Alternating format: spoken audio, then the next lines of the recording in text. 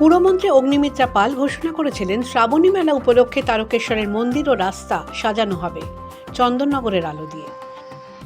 শ্রাবণী মেলা নিয়ে ভীষণ বড়ভাবে এটাকে ভাবা হয়েছে মাননীয় মুখ্যমন্ত্রীর নেতৃত্বে, এবং সেখানে বিভিন্ন জায়গায় রেস্টরুম, রাস্তায় জলের ব্যবস্থা, ডক্টরসদের camp, health camp, toilets, bio toilets, unconstructed toilets, বিভিন্ন আরো ঘাট যেগুলোকে ভীষণ সুন্দর করে সাজানো হচ্ছে।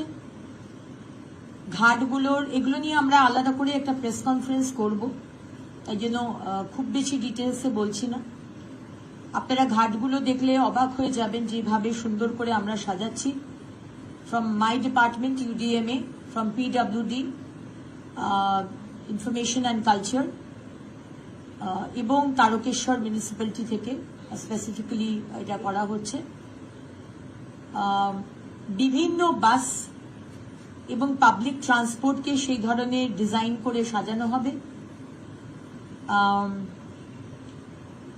ভীষণ সুন্দরভাবে আমাদের ইচ্ছে আছে চন্দননগরের আমাদের যারা লাইটের কাজ করেন তাদেরকে দিয়ে সমস্ত রাস্তাগুলোকে সাজানো হবে, এবং রাস্তায় আমাদের যারা ভক্তবৃন্দ যান, অত্যন্ত গরম রাস্তাগুলো হয়, তাই জন্য আমরা ঠিক করেছি তাদের পায়ে যাতে ছ্যাঁকা না লাগে, কষ্ট না হয়, তাই জন্য জায়গায় জায়গায় আমরা জুটের কার্পেট পেতে দেবো, এবং সেই কার্পেটের ওপর আমরা জল ঢেলে দেবো যাতে তাদের পায়ে কোনো অসুবিধা না হয়, ছ্যাঁকা না লাগে।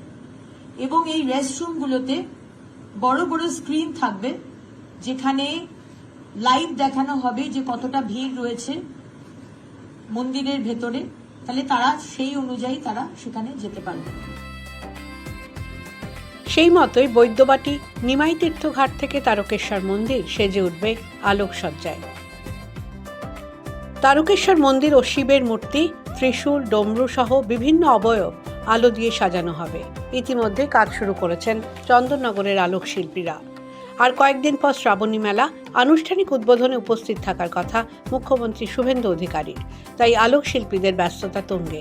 চন্দননগরের আলোকশিল্পী মনোজ সাহা জানান, কলকাতার ঠিকাদার সংস্থা চন্দননগরের আলোকশিল্পীদের কাজ ভাগ করে দিয়েছে।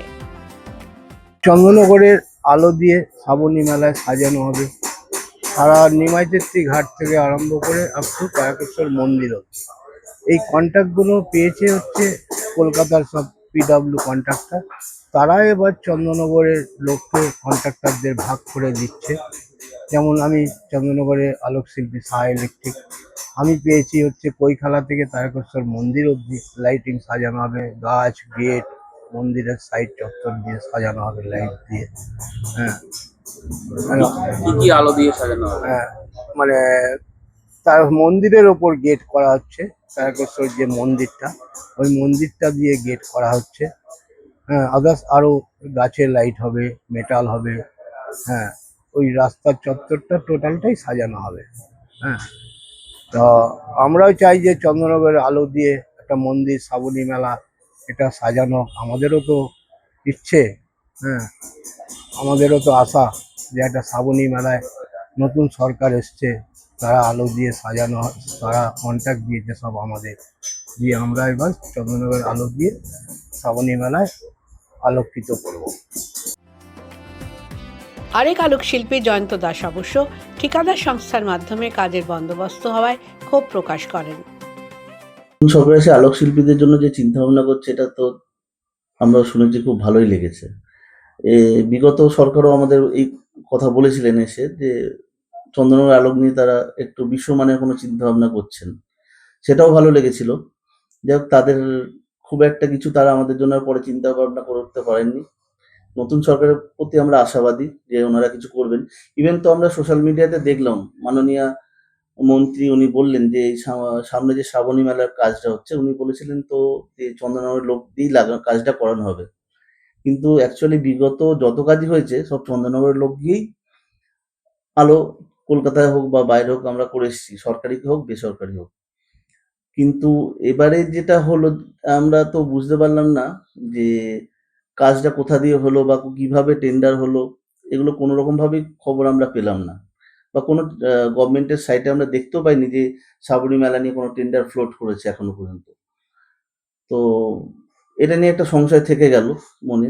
যাই হোক, কিন্তু আর আলোক কি, শিল্পীরা তো চন্দননগরে হ্যাঁ আমি শুনেছি 4 জন কাজ করছেন আমাদের এই আলোক শিল্পী, কিন্তু সেক্ষেত্রে আমাদের একটা অ্যাসোসিয়েশন আছে চন্দননগরের। যদি সরকার মানে আমাদের আমার বক্তব্য হচ্ছে কি, ঘটনা কি হয়, ধরুন কলকাতার কোনো একজন কন্ট্রাক্টর, যার কাছে আমাদের, যার আলোক সম্বন্ধে না সেন্স আছে, না তার কোনো আলোক মানে আলো নিয়ে কোনো কারবার আছে, ওনারা কন্ট্রাক্টটা নিয়ে নেন, টেন্ডারটা নিয়ে ধরুন আমাদের দিয়েই কাজ করায়, আমাদের কোনো না কোনো শিল্পী গিয়ে কাজ করে থাকে। কিন্তু কি হয়, ধরুন 100 টাকার টেন্ডার হলো, সেক্ষেত্রে হয়তো দেখা যাচ্ছে আমরা কাজ করে সব কিছু করে আমরা হয়তো 25 থেকে 30 টাকা পাচ্ছি, বাকি 70 টাকা কিন্তু ওনারা মানে ম্যাক্সিমামটাই ওনারা নিয়ে চলে যাচ্ছেন। আমরা এত কাজ করে খেটে বা লেবার দিয়ে ইনভেস্ট করে আমরা সেই রকম লভ্যাংশটা পাচ্ছি না।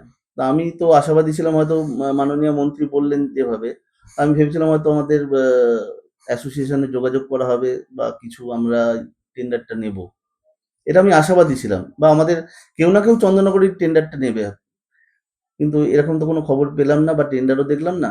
ইভেন শুনলাম পরবর্তীকালে 4 জন কাজটা পেয়েছে, তবে সাব কন্ট্রাক্ট।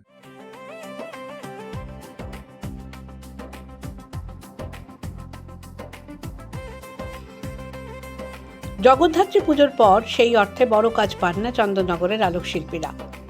অপেক্ষায় থাকতে হয় আবার দুর্গাপুজোর জন্য। মাঝে সরকারি নানা অনুষ্ঠানে যদি কাজ পাওয়া যায় তাহলে কিছুটা সঙ্গতি ফেরে তাদের। এবার অসময়ের বরাতে হাসি ফুটেছে চন্দননগরের অনেক আলোক শিল্পীর মুখে। The world bureau.